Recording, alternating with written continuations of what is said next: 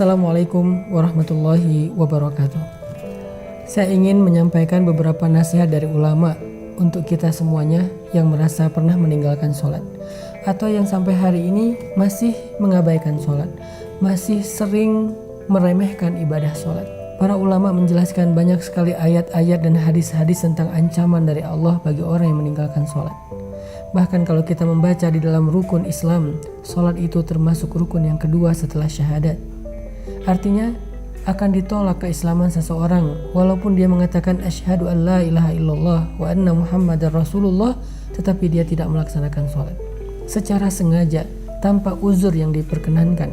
Bahkan di dalam Al-Quran Allah berkali-kali memberikan kalimat ancaman, diantaranya fawailul lil musallin alladzina hum an sholatihim sahun. Celaka orang yang sholat, yaitu orang yang lalai dalam sholatnya. Apa maksud lalai dari sholatnya? Dia udah sholat tetapi sholatnya asal-asalan. Orang yang sholatnya tidak khusyuk. Orang yang sholatnya kadang dia lakukan, kadang dia tinggalkan. Orang yang sholatnya buru-buru tidak memenuhi rukun. Orang yang sholatnya yang gak benar wudunya atau bersucinya. Bagaimana dengan orang yang tidak sholat? Makanya Allah Subhanahu wa Ta'ala menggolongkan di antara ciri-ciri yang paling jelas terhadap kemunafikan seseorang adalah dia malas dalam ibadah sholat. Bukan tidak sholat, malas dalam ibadah sholat. Allah berfirman di dalam surat An-Nisa, wa idza qamu ila shalah qamu kusala. Kalau mereka berdiri untuk sholat, mereka berdiri dalam keadaan kusala, bermalas-malasan. Mungkin kita sholat, tetapi apakah sholat kita termasuk bermalas-malasan? Bagaimana dengan tarawih kita? Apakah termasuk bermalas-malasan? Kita mencari tarawih yang paling cepat, yang hanya dalam hitungan 15 menit selesai 20 rakaat atau 11 rakaat? Jangan-jangan kita termasuk orang yang sahun walaupun sholat, lalai walaupun sholat. Jangan-jangan kita termasuk orang yang kusala, orang yang bermalas-malasan walaupun kita lakukan ibadah itu. Seandainya kita termasuk orang-orang yang lalai atau orang-orang yang bermalas-malasan dalam sholat, na'udzubillah, berarti masih ada kemunafikan di hati kita, tertolak iman dan Islamnya di sisi Allah Subhanahu wa Ta'ala. Teman-teman yang dirahmati Allah, sholat adalah satu-satunya ikatan antara kita dengan langit. Sholat adalah satu-satunya ikatan antara hamba dengan Allah. Sehingga ketika kita meninggalkan sholat satu kali saja, berarti kita telah memutuskan ikatan kita dengan Allah. Lalu bagaimana kita akan mendapatkan pertolongan Allah ketika kita butuh, sementara kita gak punya ikatan apa-apa dengan Allah? Ketika kita tidak punya ikatan apa-apa dengan seseorang, bagaimana kita akan berharap orang itu menolong kita? Seorang perempuan yang tidak punya ikatan apa-apa dengan mantan suaminya, bagaimana dia akan meminta nafkah kepada mantan suami itu? Begitu juga kita dengan Allah. Kalau ikatan kita dengan Allah sudah kita putuskan, bagaimana kita meminta rezeki dari Allah? Bagaimana kita meminta perlindungan dari Allah? Bagaimana kita meminta Allah memperhatikan dan mengurus kita, padahal kita sendiri yang memutuskan ikatan dengan Allah? Satu-satunya, kata ulama, ikatan antara hamba dengan Rabb-nya adalah as-sholah. Siapa yang meninggalkan sholat secara sengaja tanpa alasan yang dibolehkan oleh agama, berarti dia telah memutuskan urwatul wuthqa, ikatan dengan Allah Subhanahu wa Ta'ala.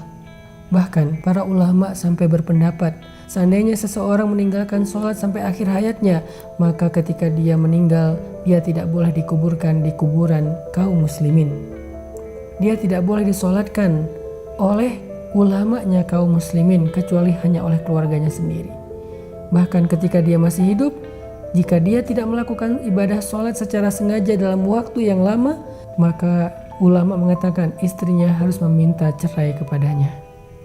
Seandainya dia suami itu harus menceraikan istrinya. Kenapa? Tidak halal bagi seorang perempuan mukminah menikah dengan laki-laki yang meninggalkan sholat. Ini menunjukkan sebagian ulama berpendapat orang yang secara sengaja meninggalkan sholat maka dia telah murtad dari Islam. Walaupun ini bukan pendapat semua ulama, tetapi ini menunjukkan betapa bahayanya meninggalkan sholat. Nanti di akhirat, sholat adalah amal pertama yang akan ditanya oleh Allah. Seandainya sholat kita benar, maka amal yang lain akan Allah perbaiki. Tetapi seandainya sholat seseorang itu rusak, maka semua amal yang lain akan ikut rusak bersama dengannya. Sholat, sesuatu yang gak bisa kita abaikan apapun alasan kita. Kita boleh tidak membayar zakat kalau tidak mampu.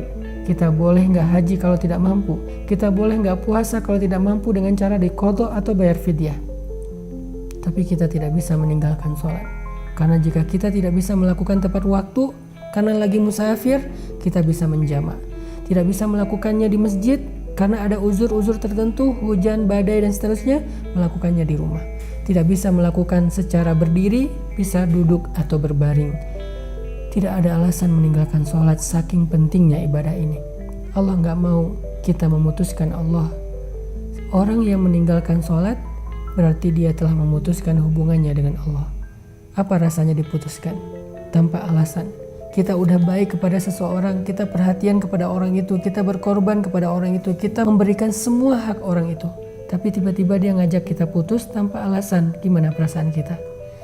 Begitulah perasaan Allah ketika hambanya memutuskan hubungan dengan Allah dengan cara meninggalkan ibadah sholat. Padahal Allah selalu memberikan kebaikan dalam kehidupannya. Jangan putuskan Allah dengan meninggalkan sholat. Mudah-mudahan ketika kita menjaga sholat, Allah akan menjaga kita. Barakallahu fikum.